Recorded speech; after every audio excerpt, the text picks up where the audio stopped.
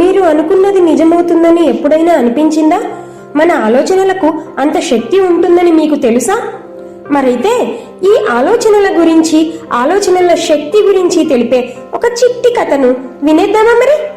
ఒక బాటసారి ఒకసారి ప్రయాణమై పక్క ఊరిపోతూ ఎండలో నడిచి నడిచి అలసి కాసేపు విశ్రాంతి తీసుకుందామని ఒక చెట్టు నీడన కూర్చున్నాడు. బాగా అలసిపోయినాడు కనుక నిద్రమత్తు ఆవరించింది.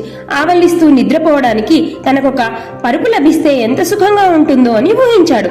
వెంటనే అతను కూర్చున్నది కల్పవృక్షం నీడలో కాబట్టి అతడి ఊహలో కోరిక మొదలవగానే అతడి పక్కన ఒక చక్కటి పాన్పు అమర్చబడింది. దాన్ని చూసి ఆశ్చర్యపోయి దాని మీద సంతోషంగా పడుకున్నాడు. వెంటనే అతనికి మరొక ఆలోచన వచ్చి, ఒక సుందరాంగి వచ్చి శుతిమెత్తగా తన పాదాలను ఒత్తితే ఎంత హాయిగా ఉంటుందో కదా అని అనుకున్నాడు. అప్పుడు వెంటనే సుందరాంగి వచ్చి తన పాదాలను శుతిమెత్తగా ఒత్తుతుండడం చూసి పరమానంద భరితుడయ్యాడు. ఆ తర్వాత అతనికి విపరీతమైన ఆకలి వేసింది.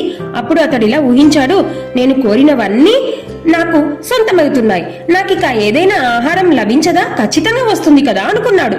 వెంటనే అతడి ముందు రకరకాలైన రుచికరమైన పదార్థాలు, పిండి వంటలు ఉంచబడ్డాయి. సంతోషంతో వెంటనే వాటిని అరగించాడు. తృప్తిగా తిన్న తర్వాత పరుపు మీద పడుకొని ఆ రోజు జరిగిన సంఘటనలన్నీ నెమరివేసుకోసాగాడు.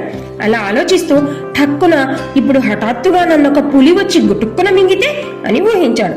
మరుక్షణం నిజంగానే గాండ్రుమంటూ ఒక పెద్ద పులి అతని మీదికి దూకి చంపేసింది. బాటసారి ప్రాణాలు కోల్పోయాడు. సామాన్యంగా మానవుల గతి ఇలాగే పరిణమిస్తూ ఉంటుంది. కీర్తి గౌరవాలను వాంఛించి భగవంతుణ్ణి ప్రార్థించే పక్షంలో కోరికలు కొంతమేరకు తప్పక నెరవేరుతాయి. ఆ కోరికల వెనక పెద్ద పులి దాగుందని మనం జ్ఞాపకం ఉంచుకోవాలి. రోగం, శోకం, ధన నష్టం, మానహాని మొదలైన ఈ పెద్ద పులులు సజీవమైన పులుల కంటే 1000 రెట్లు గొప్పవి, భయంకరమైనవి అని తెలుసుకోవాలి. దీని గురించే శ్రీకృష్ణుడు ఏమన్నాడో తెలుసా? ఉద్ధరేదాత్మనాత్మానం ఆత్మానం అవసాదయేత్ ఆత్మైవ హ్యాత్మను బంధురాత్మైవ రిపురాత్మనః.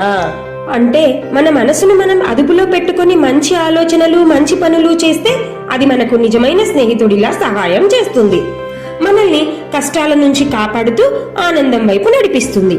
మనసును అదుపులో ఉంచుకోకుండా చెడు ఆలోచనలు, కోరికల వెంట పరుగు తీస్తే అది మనకు శత్రువుగా మారి మన పతనానికి కారణమవుతుంది. కాబట్టి మన జీవితంలో సంతోషం, దుఃఖం అనేవి మన చేతుల్లోనే ఉన్నాయని, వాటికి కారణం మన ఆలోచనలే అని ఈ శ్లోకం చెప్తుంది.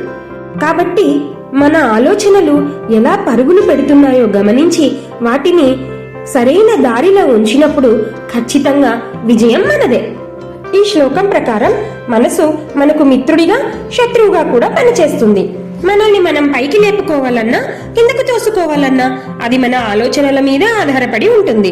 కాబట్టి మన ఆలోచనలే మన కల్పవృక్షం. మీ మనసులో పాజిటివ్ ఆలోచనలను ఎలా పెంచుకుంటారో కామెంట్స్ లో షేర్ చేయండి, లైక్ చేయండి, సబ్స్క్రైబ్ చేయండి.